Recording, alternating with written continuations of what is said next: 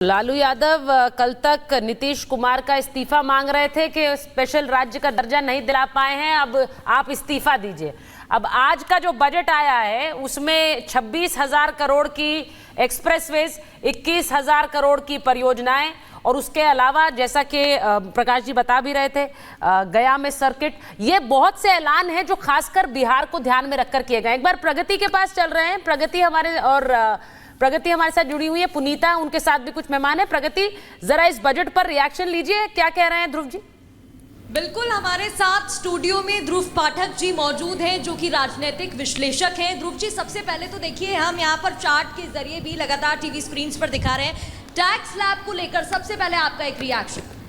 Tax slab जो हुआ है युवाओं का बजट है, पूरा न्यू इंडिया का बजट है। आज तक ये लोग बोल रहे हैं कि रोजगार के लिए सरकार ने कुछ किया नहीं, अब किया है तो ये लोग क्रिटिसाइज कर रहे हैं। अपोजिशन के लिए बोलने के लिए कुछ नहीं है, सिर्फ बोल रहे हैं कि भाई सरकार बचाने के लिए आंध्र और बिहार को विशेष पैकेज दिया, ऐसा नहीं है। एक्चुअल में देखें तो ग्राउंड पर आम लोगों का बजट है, युवाओं का बजट है, और युवाओं को 1 लाख करोड़ रुपया मतलब युवाओं के लिए सरकार ने दिया है, तो ये बहुत बड़ी उपलब्धि है सरकार की।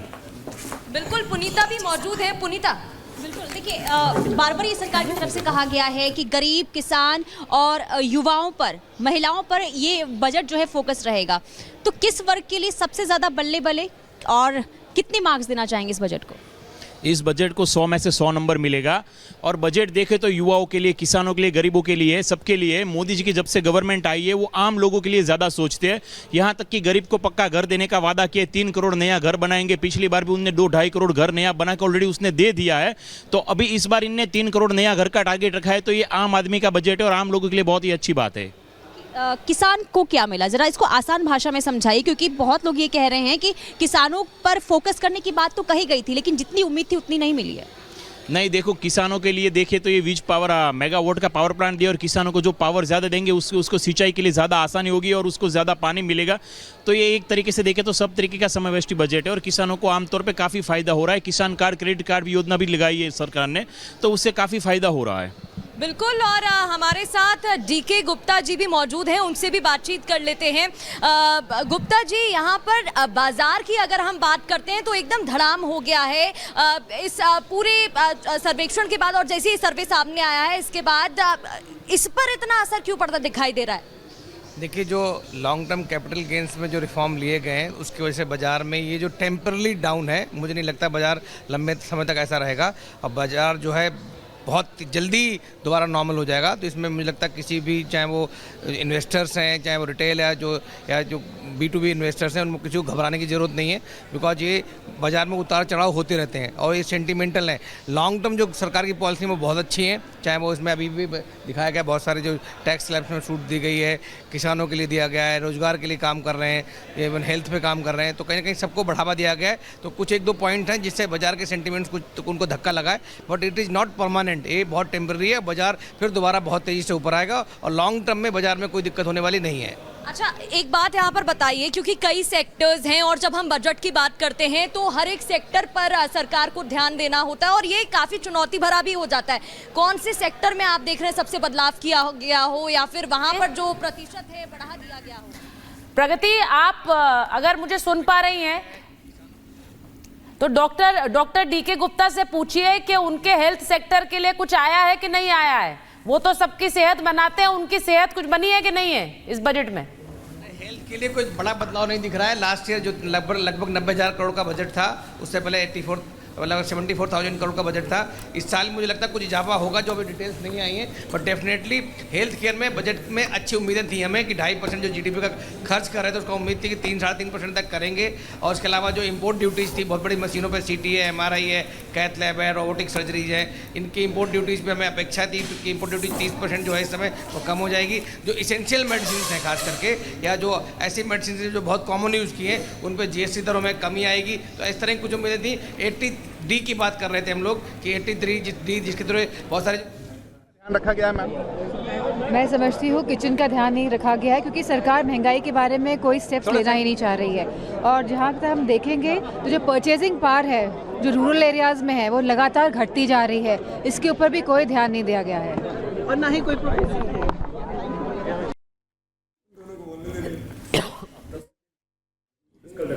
तो आपने सुना डिम्पल यादव की भी प्रतिक्रिया सामने आई है।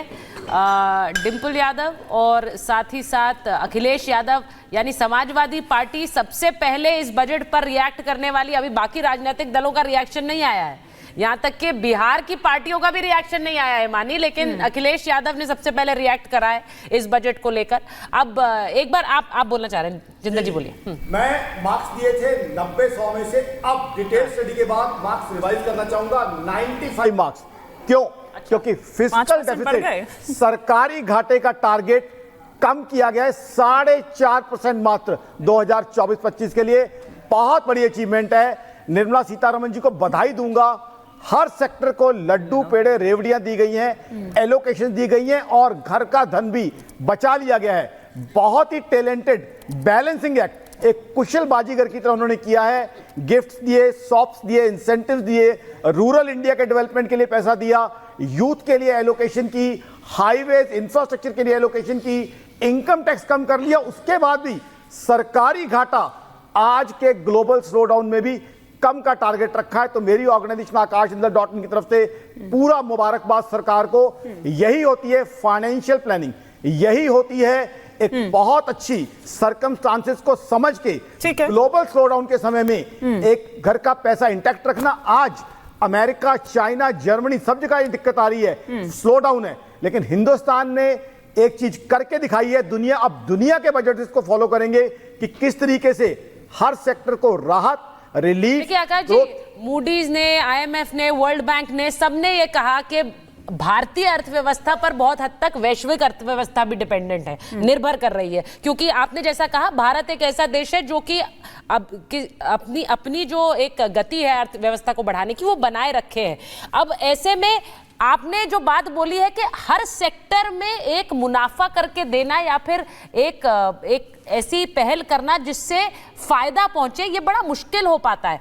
एक बार चंद्रप्रकाश जी इस बात पर रिफ्लेक्ट करिए कि जो चुनावी सरगर्मी थी उसके बाद का जो चुनावी भार है, या फिर मैं राजनीतिक भार कहूं, वो भी इसमें पूरा होता नजर आता है। फिस्कल डेफिसिट 4.9 से 4.5, ये बहुत बड़ी खबर है, वो भी होता नजर आ रहा है। रोजगार के नजरिए से 4 करोड़ 10 लाख नौकरियों की बात कर रही है वित्त मंत्री, ये भी बहुत बड़ी बात। चाहे वो इसमें एक चीज और मैं जोड़ देता हूं, जो बिहार जो चुनावी मजबूरियां गिनाई जा रही हैं कि आंध्र प्रदेश और बिहार को इसलिए पैसा ज्यादा दिया गया क्या उनके लिए स्पेसिफिक घोषणा की गई है। ये पूरा बजट नहीं पढ़ती है वित्त मंत्री, इसमें अभी सारे जो कह रहे थे यूपी को कुछ नहीं मिला, यूपी को जो मिला उसको जब तक बिहार की चाहे सरकार किसी की भी हो, नरेंद्र मोदी जी के ये जो बेईमानीपूर्ण जो बिहार के बोली लगाने का जो ये है वो हम लोग नहीं चलने देंगे। बिहार को विशेष राज्य के दर्जा से कम कुछ भी नहीं चाहिए।